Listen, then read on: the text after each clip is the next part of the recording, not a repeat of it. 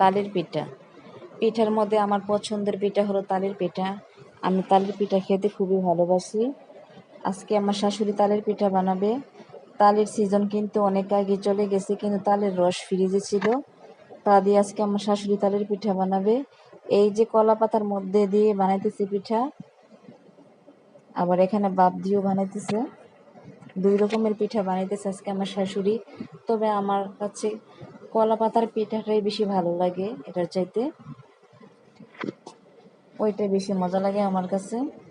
এই যে কতগুলো পিঠা বানিয়ে ফেলছে, আমি ঘুম থেকে উঠে দেখি আমার শাশুড়ি পিঠা বানাতে লেগে গেছে। আর এই পিঠাটা আমার কাছে খেতে খুবই ভালো লাগে।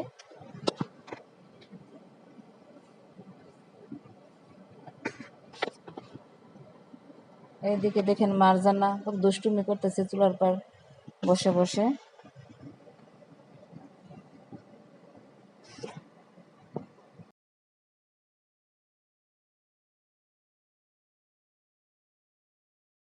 তো পিঠা বানানো প্রায় শেষ পর্যায়ে, অনেকগুলো পিঠা বানানো হয়ে গেছে। আর এই যে আমি বসে বসে খাচ্ছি গরম গরম পিঠা।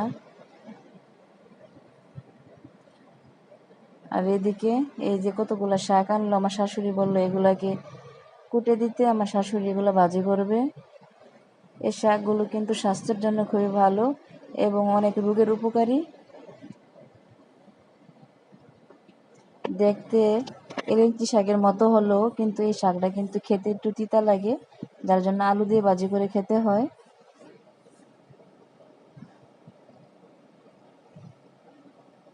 এই যে আমি শাক করতেছি আর পিঠা খাইতেছি। আমার খুবই পছন্দের পিঠা হলো তালের পিঠা। শাকগুলো কিন্তু অনেক সুন্দর। আর এই যে দেখেন কত সুন্দর ভেন্ডিগুলা। এই ভেন্ডিগুলো আজকে ভাজি করব আর শাক ভাজি করব।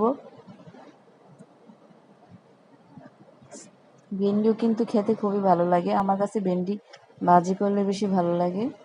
তো আজকে ভেন্ডি ভাজি আর শাক ভাজি। এই যে পিঠা বানানোর পরে চুলার মধ্যে আমরা রান্না বসিয়ে দিয়েছি, ভেন্ডি ভাজি করতেছি। মাটির চুলা রান্না কিন্তু অন্যরকম স্বাদ হয়। এই যে দেখেন আমার বাবাটা মিহিরে, ওই আগুন নিতে আসছে, ও আগুন দিয়ে নাকি খেলা করবে। পাকনা বুড়া। তো সবাই ভালো থাকবেন, আজকের ব্লগটা এ পর্যন্তই। আল্লাহ হাফেজ।